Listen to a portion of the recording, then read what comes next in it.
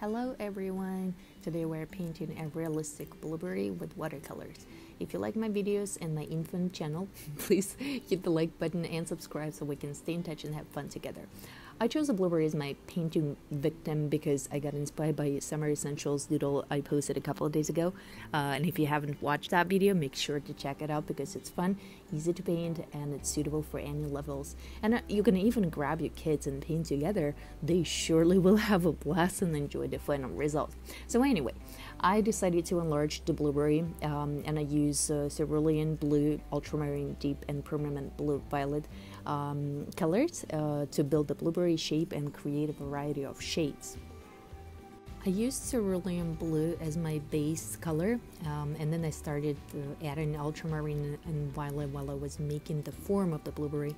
And when you're adding different colors, make sure that your brush doesn't carry too much water, as it will ruin the layer that you have already applied, and it will also make the following layers look a little bit nasty, and it's not gonna look pretty.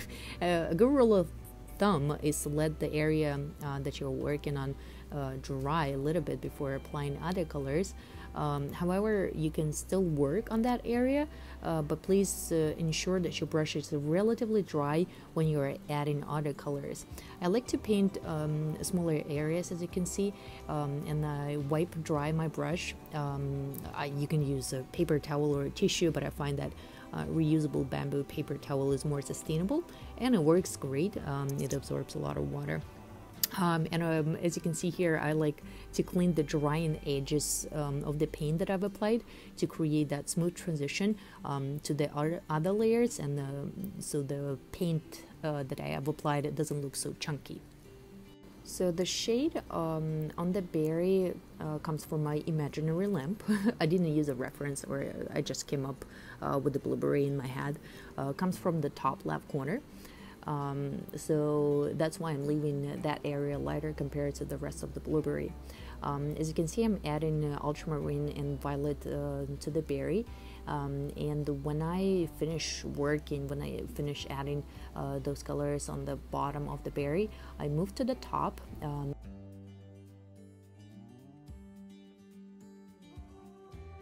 As you can see right here, to let the bottom dry a bit. And when painting with watercolors, it's better to use less paint at the beginning. Like in general, as you can tell, I prefer to use lighter colors, lighter shades when I paint. This way, like I have a chance, or anybody who's using lighter colors, you have a chance to add more layers and create that nice watercolor look. Versus if you use the very saturated colors, your painting would look heavy. And again, we're painting with watercolors, and watercolors are light, airy, and they should not be heavy when you look at them, even if you create too many layers. Since the light comes from the top left corner, the bottom and the right side of the berry will be naturally darker. When it comes to painting shades, you don't have to go too crazy at the beginning. Sometimes I like to paint the whole thing as I see it, either in my head or on a reference. I like to step back from the painting and reevaluate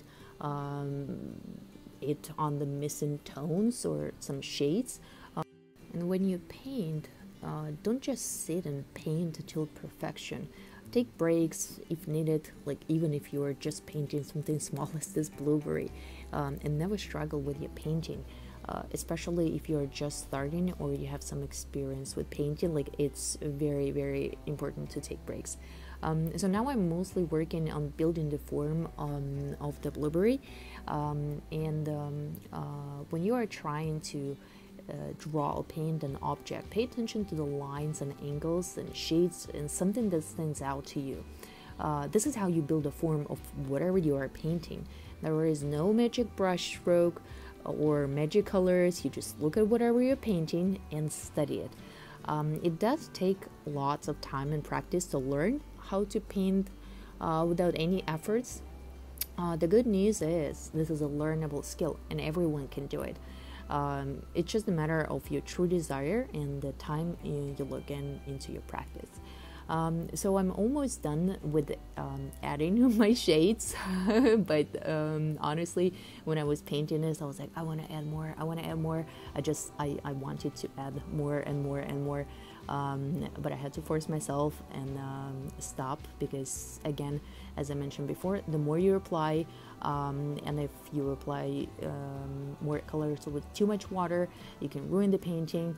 And then you will have to start all over again, and then it's just, you know, it's all those little things, so it's good to know when to stop.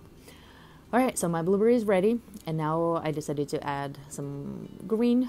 It's a sap green, just to add some color and complete the painting.